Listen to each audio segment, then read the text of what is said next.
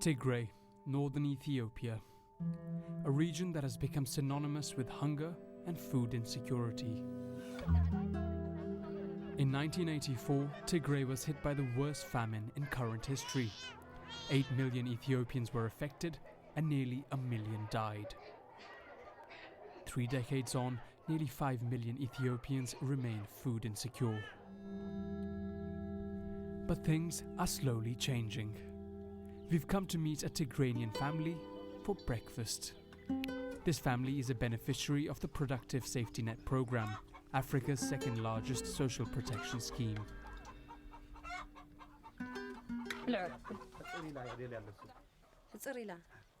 በቃ ትስሳን ኒራታ ለታሳዓት ለዛ ጮገርካ ትብላዕ ነገርስ ትሳን ኒራ ስራሕ ስለሊ ነበረ በቃ ታሳዓት 5 ኮስ ተርተር ሂባ አያ ኒራ ሰለኝ ወይም ትልቃሓ ወይም ሓደ ነገር ተምጻ አያምበ ብስርሃም ዝገርካስ ክርከብ ሰይ ነበረ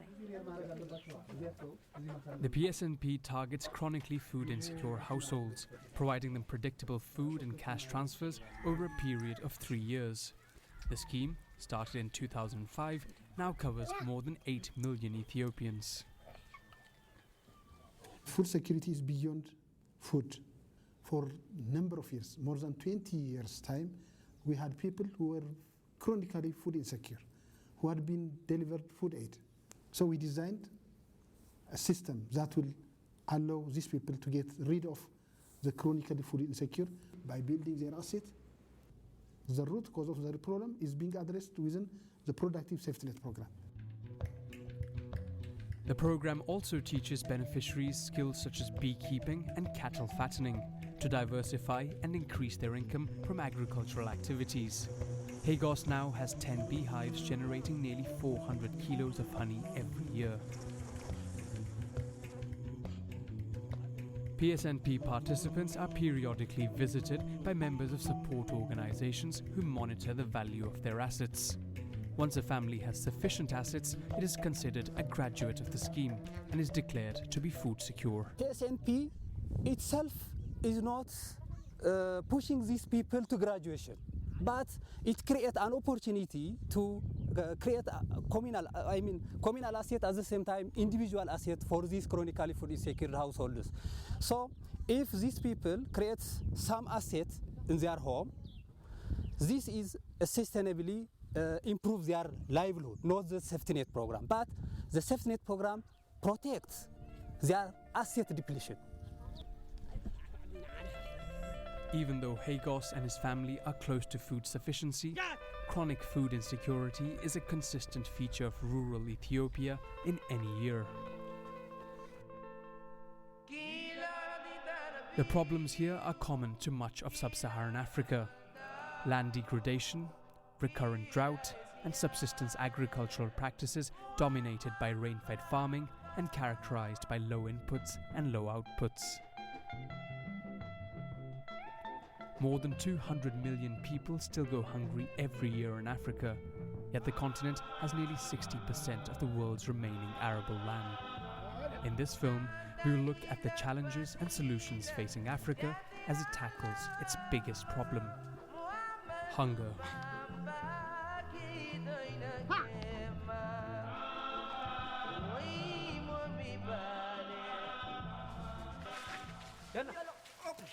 In 2011, more than $2 billion was spent on providing traditional food aid to Africa. In Ethiopia alone, nearly 700,000 metric tons of cereals were distributed. Food aid has for long been the main weapon against hunger, but Ethiopia wants to change that. It's much less costly of the development and risk reduction program against the emergency response program. So we'll be glad our donors to support us on our risk reduction exercise so that we'll be able to be a long-lasting solution. We want to get a long-lasting solution. The food aid doesn't give us a long-lasting solution. It's a temporary response, but we need to work more on development to be supported by our donors because we will not have the capacity. One of the key issues the government is keen to address is Ethiopia's poor water and soil management. In the Ethiopian highlands, soil erosion has led to an estimated 30% decrease in per capita income. Here, the government has partnered with the World Food Programme to run an environmental rehabilitation scheme called MERIT. Land degradation is a big issue in Ethiopia. Communities by and large recognize that the productivity is going down because of the lack of fertile soil available, and of course because of the lack of water availability and the seasonality of water availability. Irrigating their land is crucial. So MERIT really focuses on improving the land productivity and also watershed development. The MERIT-funded projects in the village of Atsbeha Abraha have won global recognition for their successful turnaround of what was once a harsh and infertile environment. The villagers have built multiple check dams to control flooding and to preserve the topsoil. ባዕሉ ዝወቀለ ድማ ተፈጥሮ ካብ እንስሳን ካብ ሰብን ነፃ ጌርና ነብሎ ኣለና ማለት እዩ ስለዚ ሕዚ እዚ ከምዚ ጌርካ ይበል ነይሩ ሓሸዋ እዩ ነይሩ ሕዚ ግን ተመልከትዎ እዚ ናብ ፀሊም ናብ ዋልካ መሬት ናብ ባዕኸል እናተቀየረ እዩ ማለት እዩ ባዕኸል ይቅየሮ ኣሎ ባዕኸል እንድሕርና ተቀየረ ኮይኑ ድማ ያው እቲ መሬት ልሙዕነት የምፀለ ልሙዕነት ተምፅተለ ድማ ምህርቲ ይስስነሎ ስለዚ ናይ ምጉሕስና ምረጋጋፅ በዚ እናረጋግፅና ዘለና እምበር ቅድሚኡ ሕፃ ስለዝኾነ ሓሸዋ ይኸውን እኽሊ ተዘርአ ይጠፍእ ቋሚ ተኽሊ ተተኸለ ይጠፍእ ሕዚ ግና ያው ናብ ልሙዕነትና ተፈጠረ ያው ከምዚ እናበለ እዩ ዝኸይድ ዘሎ ማለት እዩ ስለዚ እዚ In 2011, in spite of a drought, 99% of MERIT households across Ethiopia reported increased productivity.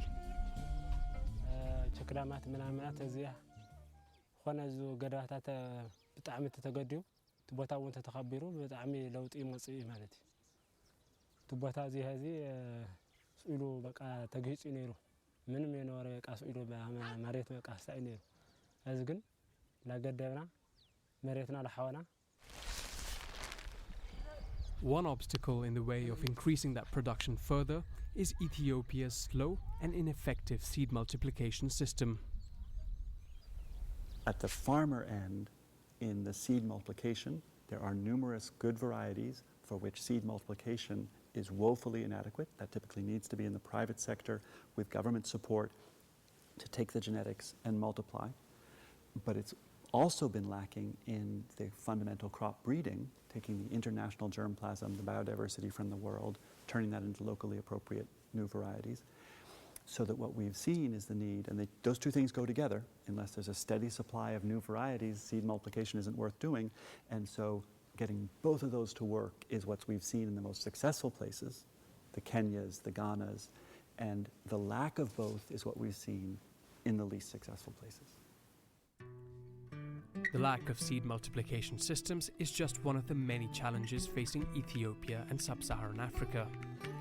Institutional weaknesses, policy instability, restrictions on private sector investment, civil conflicts, and land disenfranchisement have all contributed to food insecurity in the region. But some countries have managed to deal with these issues better than others, and one example is Kenya. Over the last 2 decades, Nairobi has become a regional hub of innovation and trade. The streets are lined with the gorgeous flowers that are now one of the country's major agri-businesses, providing employment and food security to nearly 8 million people. The flowers are symbolic of a vibrant agro-economy that is increasingly diversified and marked by some of the highest levels of research and development investment in the region. The real relevant lessons that our neighboring countries, or rather countries in Sub-Saharan Africa, should really be more investment in the agricultural sector, more participation of the private sector. The government should be responsive to the farmers' expectations. Unlike Ethiopia, farmers here are increasingly able to access better seed varieties of staples like maize thanks to more than 60 Kenyan seed companies that are now producing and marketing hybrid varieties developed by the Kenyan Agricultural Research Institute. Kenya was among the first countries to produce hybrid seeds through this research effort to boost maize production. Actually, it was likened to the Green Revolution in India, where the productivity increases in those countries were associated with increased research on seed, use of fertilizer, and use of extension services to make farmers produce the maize that could achieve the food security needs of the population. But Kenya's green revolution is far from complete. Though higher than most other African countries, yields per acre for cereals are still extremely low. To improve productivity, small farmers need cheap credit to buy better inputs. But agriculture currently receives less than 5% of all commercial lending. Where governments have tried to push development through credit, that's been like pushing on a string. It hasn't tended to drive growth because, in fact, credit has been a consequence of productivity growth as much as a cause of it. And so trying to push credit where productivity growth hasn't happened for other reasons has been like pushing on a string. It's a big problem. Banks have traditionally been deterred by the high-risk nature of agriculture, which is often at the mercy of the weather, pests, and price fluctuations. Seeing credit as a panacea to transformation of scale, that alone is not a sufficient condition. Credit is not a sufficient condition.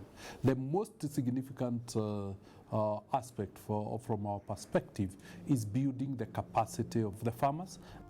To do that, Mr. Mwangi and Equity Bank partnered with the Kenyan government to launch Kilimo Biashara, a low-interest loan scheme for farmers and agri-businesses. Kilimo Biashara, from a banking perspective, went beyond providing credit. It was about building the whole value chain that could support agriculture. We needed to improve the practices, the knowledge and skills of the farmer, because then that is the only way to reduce the credit risk by ensuring they have skills. Since its launch in 2008, more than 50,000 farmers have been given loans and inputs worth $13 million through Kilimo Biashara. Equity Bank has agents across Kenya, and today, Ann Chalimo is visiting one of them. Kama mwaka nilianzia kulima eka 2 mwaka wa 2010, lakini ikafika 2011 2011 nikapanda shamba eka 5 yenye nilipewa mbegu kutoka Equity. Walinipea mbegu na mbolea na nikapanda eka 5. Unajua mimi nilionelea kuwa mbegu ni afadhali kwa sababu nikileta pesa nitakula pesa. But for Anne, increasing productivity only solved one part of the problem. Like 90% of Kenya's smallholders, she was either selling to middlemen or at the farm gate and not making much money. And then, through Equity Bank, she discovered the WFP's P4P, or Purchase for Progress scheme. We went out of our way to ensure market linkages were provided such that after production there is a market, because a production without market doesn't convert into loan repayment, because you need the farmers to sell their produce.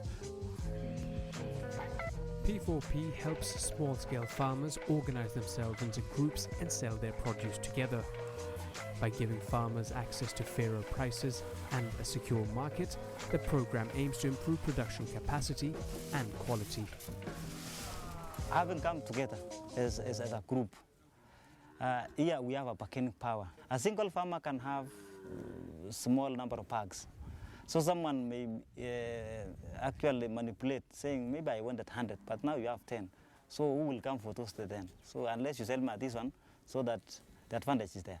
So, but when you collect that volume together, is that you have the advantage of bargaining, because you can tell the trader here that I have maybe 1,000 bags or 500 bags. So that bargaining power of having collected a volume is there.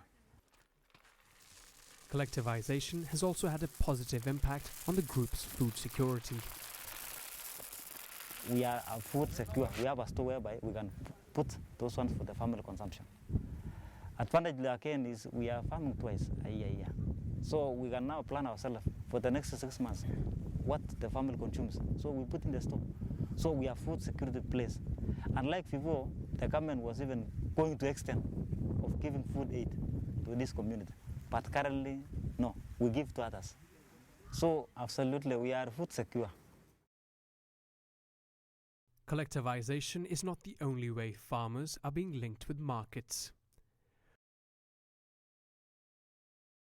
Over the last decade, the rise of cell phones and related information and financial services has had a major impact on the Kenyan agricultural landscape.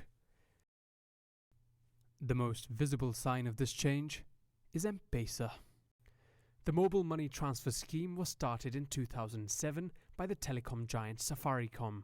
Now, nearly 40% of Kenya's population uses it, often to smooth consumption in the face of risk. The mobile phone services have really increased productivity through lowering the cost of inputs. You can just make arrangements with the commodity supplier, the stockist, or the retailer of the commodity to send somebody with the commodity, and then you can pay through money transfer. That has substantially, those money transfer arrangement through the cell phone has substantially reduced the input cost, like the farmers. Yeah? That like M-Pesa or any other. Others include ICTs such as M-Farm, which allows farmers to use phones to access real-time information on crop prices, as well as to identify buyers for their produce. More than 5,000 farmers in Kenya are now using the service, and we went to a farm a couple of hours outside Nairobi to meet one of them. Hi, my name is Gerald Mageto. I'm a farmer. These are the fresh coconuts that I've just harvested, and welcome to my farm.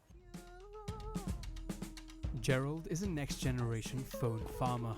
So this is the greenhouse where I'm doing tomatoes, and this is where it all started.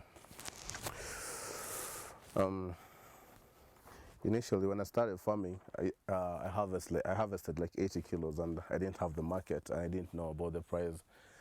Then I was introduced to this technology called M-Farm, where you just send an SMS, and you get the current price. So we did that, and I got an SMS telling me that the price is 80 shillings per kilo. And how much were you selling it for before? At 20 shillings per kilo. The system's speed and localized information have made it an integral part of Gerald's farming business. Like now, if I want to sell these tomatoes, I just use the application for M-Farm, where I just come to SMS, then I just type the price, tomatoes, then Nairobi. Then after that, you send. Once you send, like you see, the response is here. Tomatoes, 3,300 per 70 LG box. Apart from ICTs, the other big reason for Gerald's success is crop diversification, a strategy that could also help in dealing with one of the biggest challenges facing Africa: climate change. Adaptation to climate change is going to be a complicated process for farmers across the developing world. One of the ways that they'll do this is by changing the mix of crops and livestock in their farming systems. So we can expect to see big changes in farming systems over the years ahead. Farmers also will increasingly depend on new varieties and new technologies that are generated by the agricultural research systems, which will allow them to find varieties and breeds better suited to the changing environments that they find themselves in. Nearly 80% of Kenya is arid and semi-arid land, and unpredictable weather means droughts are common. One solution is to plant more drought-resistant crops, and there are few better than cassava. Dr. Joseph Kamau at Kari has been working with cassava varieties for 2 decades, and he's developed a fast-growing, more productive variant that's being tested by this group of farmers. I think this is the crop, and I would call it the green gold for Africa, or rather the green gold for Sub-Saharan Africa, because Sub-Saharan Africa is an area that is prone to drought. This is a crop that we can rely on because it will grow even when we have raw rainfall. and therefore ensuring that there is food throughout. We can harvest, store, dry and store in the store, or leave it in the field and harvest on demand. For the farmers, the switch from maize has been hugely beneficial.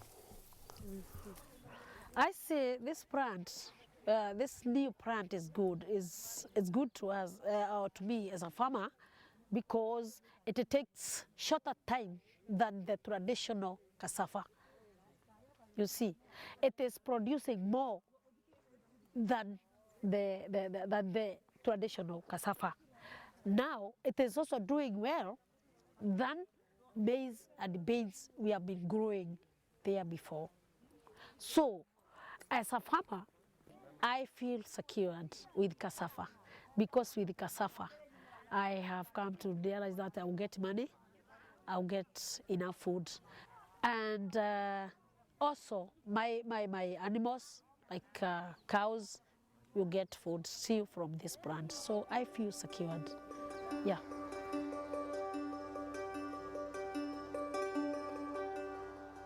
Food security is achievable in Africa. There are now good examples. See what is happening in Ethiopia. See what is happening in Kenya now. It looks like we have now known the priorities, the political environment is also now responsive, and I think it's now like all systems go for the sector. You know, without food, development is just not possible. We must start with food security within our regions. There are no easy fixes for food security, but as we have seen over the course of this film, solutions exist. Better inputs, better access to markets, collectivization, crop diversification. Addressing these and other factors can help bring food security to a continent that is hungry for change.